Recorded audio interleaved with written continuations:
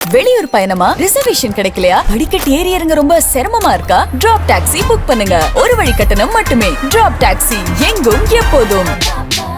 அனைவருக்கும் என்னுடைய அன்பான மாலை வணக்கம்.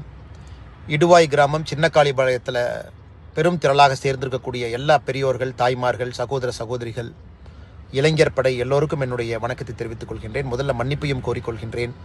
இன்று உங்களோடு இருக்க வேண்டும் என்கின்ற பெரிய ஆசை, உங்களோடு சேர்ந்து போராட வேண்டும் என்கின்ற பெரிய ஆசை. காவல்துறை அனுமதி மறுப்பை நீங்கள் பார்த்துருக்கிறீங்க. அதனால் நம்முடைய மாவட்ட தலைவர் அவர்கள் அந்த அனுமதி மறுப்பை எதிர்த்து நீதியை பெற்று கோர்ட் மூலமாக மறுபடியும் ஆர்ப்பாட்டத்தை நடத்துவதாக எனக்கு சொல்லியிருந்தார்கள். அதன் காரணமாக டெல்லியில் ஒரு கட்சி நிகழ்ச்சிக்காக வந்துவிட்டேன். ஆனாலும் இன்று நீங்கள் எல்லோரும் கூட காவல்துறையினுடைய தடையெல்லாம் மீறி இன்று இந்த போராட்டத்தை நடத்தி கொண்டிருக்கின்றீர்கள். அதனால் நிச்சயமாக உங்களுக்கு உறுதியளிக்கின்றேன், அடுத்து நடக்கக்கூடிய போராட்டத்திற்கு நான் நிச்சயமாக அங்கே இருப்பேன். அதே நேரத்தில் எங்களுடைய மாவட்ட தலைவர் அண்ணன் ஸ்ரீனிவாசன் அவர்கள் முறையாக அனுமதியை நிச்சயமாக பெறுவார் என்கின்ற நம்பிக்கையும் எனக்கு இருக்கு.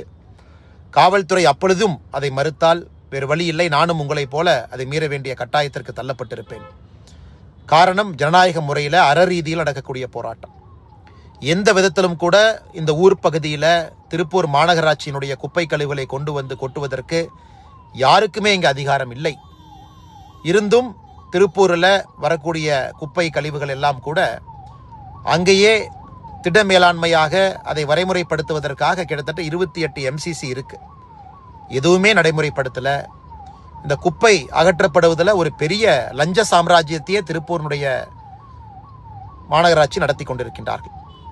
இன்னைக்கு அதை பேச்சு மூச்சு இல்லாமல் சத்தம் போடாமல் அதை நைஸாக கொண்டு வந்து சின்னக்காளிபாளையத்தில் கிட்டத்தட்ட ஒரு 6-7 கிராம பொதுமக்களுக்கு தொந்தரவு கொடுக்கும் விதமாக அராஜகத்தோடு இதை கொட்டியே தீர்வோம் என்று ஆர்ப்பாட்டம் செய்து கொண்டிருக்கின்றார்கள் அவர்கள்.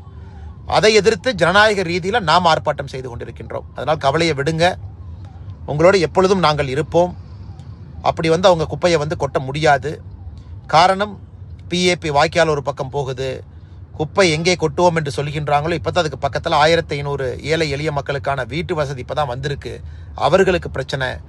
இளைஞர்கள் இதை இப்போ தான் விளையாட்டு மைதானமாக பயன்படுத்தி கொண்டிருக்கின்றார்கள், அவர்களுக்கு பிரச்சனை.